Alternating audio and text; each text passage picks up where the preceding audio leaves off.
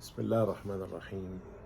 معكم محمد شحاتة، رجعت لكم في فيديو جديد عن حكاياتي في أمريكا والقصص اللي صدفتني. قصة النهاردة يمكن كتير منكم سمع عنها، بس في اللي ممكن معرفش إذا عنده فكرة عن الإجابة ولا لأ، لكن خلينا نخش في الموضوع على طول. يعني أحد الأمريكان بيقول لي إن الأهرامات اللي بناها الإلينت، اللي هي الكائنات الفضائية. فقلت له يعني خليني أشرح لك الموضوع لعلك تفهم. أولا هم 3 أهرامات، وكل هرم منهم اتبنى في وقت غير الوقت اللي اتبنى فيه. يعني مش ال3 اتبنوا مع بعض في نفس الوقت، لأن ال3 كل واحد فيهم بيرجع إلى ملك معين، ملك خوفو، خفرع، منقرع. يعني مثلا خوفو على حدود علمي إنه استغرق 20 سنة البناء. بعديها بفترة زمنية جه الهرم الثاني، صار فترة زمنية الثالث، مع العلم ان في مجموعة اهرامات كتيرة جدا في منطقة سقارة حوالين الهرم، كلها يعني كانت محاولات ولكن ما كانتش بالصورة الناجحة زي الهرم الكبير. الحاجة الثانية، هل سفنكس او ابو الهول اللي بناه برضه الالينت الفضائيين؟ قال لي معرفش مين دوت. قلت له دوت في مجرد تمثال كبير موجود قدام الأهرامات، عبارة عن جسم أسد وراس بني آدم. كانت الأسطورة الفرعونية بتؤمن بقضية الأرواح والحاجات اللي زي كده، فكان هو حط هذا الرمز على أساس إن جسم الأسد بيرمز إلى القوة، والراس بترمز إلى الإنسان اللي هو العقل، وهو حط العقل مع القوة فيدوا شيء خارق. وده كان لحماية الأهرامات، لأن لازال لحد النهاردة في اكتشافات كتير جدا حوالين الأهرامات وفي أماكن كتيرة جدا في مصر عن الحضارة الفرعونية.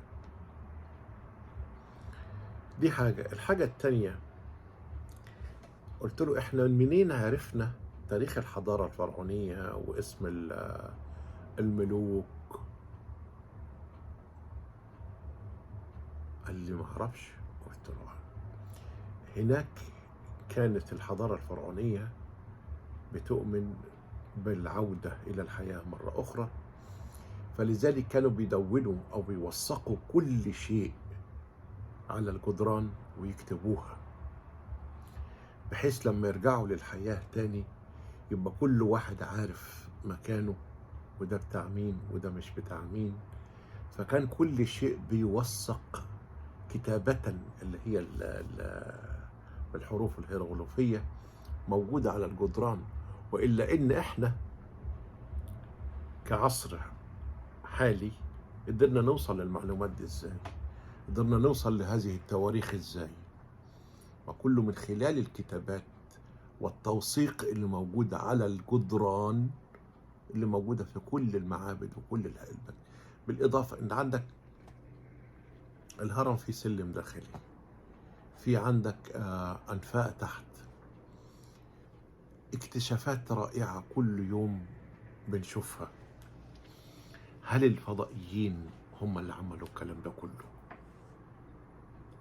قال لي حقيقة أنا بس قريت الموضوع، بس ما كنتش متعمق في البعد دوت حتى عشان أقدر أفهم إذا كان اللي بناه بني آدمين أو فضائيات. قلت له على الأقل لو كانوا الفضائيين هم اللي عملوها، طب ما كتبوش ليه على الجدران إن هم اللي عملوا الكلام دوت؟ ولا خفرع وخوف ومنقرع دول هي ما هماش فراعنة وجايين من كائنات فضائية؟ طب لو هم جايين من كائنات فضائية، تاريخ العائلة بتاعتهم جت منين؟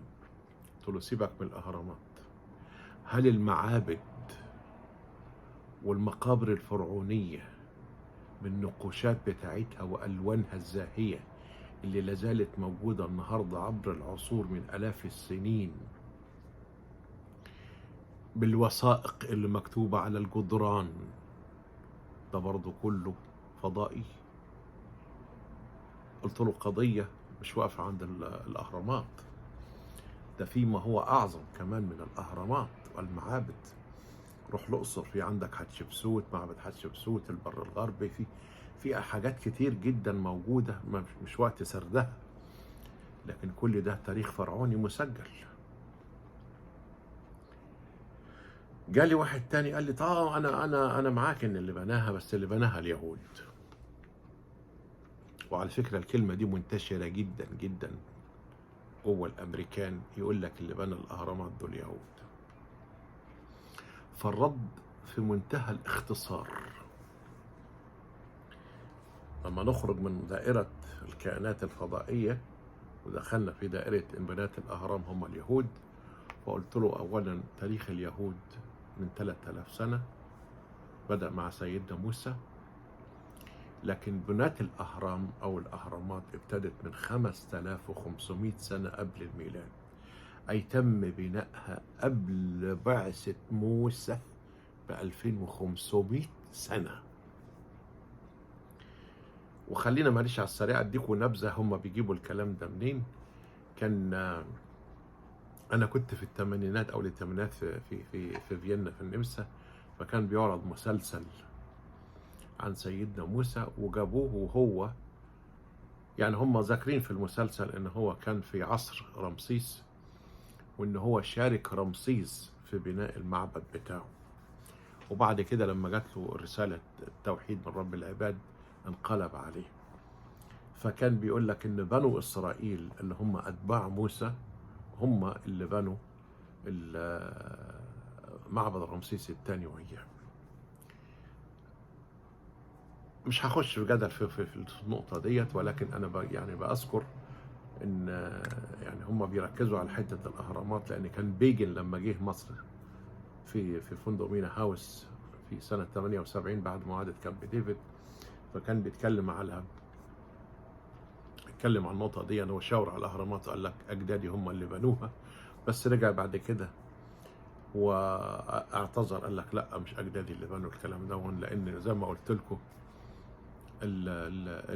بنو اسرائيل ابتدوا مع موسى من 3000 سنه، والاهرامات اتبنت من 5500 سنه، فطبعا يعني قبل ظهور بنو اسرائيل بكتير جدا.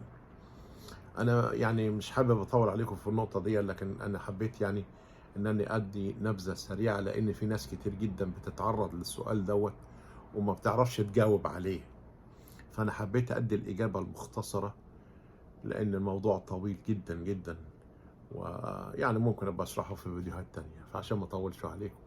ودي كان قصة من ضمن القصص اللي تعرضت إليها، وإن شاء الله نتابع في قصص تانية بإذن الله. كان معاكم محمد شحاتة، السلام عليكم.